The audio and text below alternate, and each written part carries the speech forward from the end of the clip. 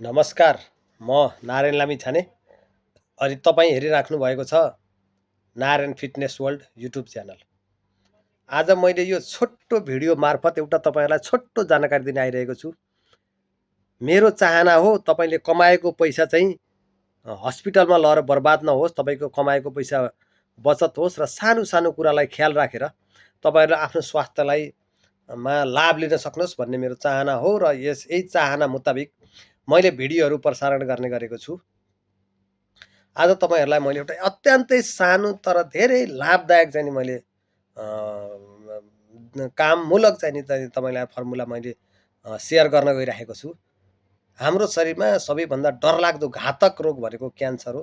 तर तपाईँको क्यान्सरभन्दा पनि अझ खतरनाक र घातक चिज हो, तपाईँलाई थाहा छ, हामीले चाहिँ नि आफ्नो दैनिक रोजमर्रा जिन्दगीमा चाहिँ सधैँ प्रयोग गरिराखिने चिज हो। त्यो हो बिहान उठेर सबैभन्दा पहिला पिइने दुध हालेको चिया।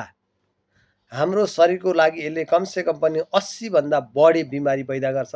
हाम्रो पेटको हाम्रो चाहिँ तपाईँको डाइजेसन सिस्टमलाई खराब गर्छ। बिहान उठेर चाहिँ सबैभन्दा पहिला पिउने दुधको चिया अथवा हाम्रो चाहिँ त्यो भनेको एउटा सोलो पोइजन हो।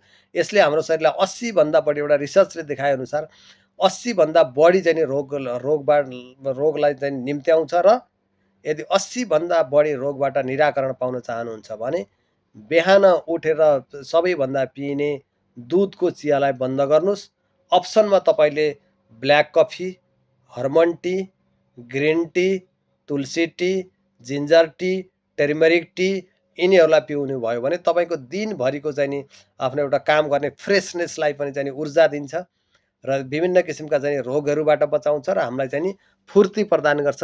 मेरो यो जानकारी तपाईँहरूलाई चाहिँ राम्रो लाग्यो भने एक लाइक र एक कमेन्ट गरेर मात्र अगाडि बढ्नु होला। नमस्कार, धन्यवाद।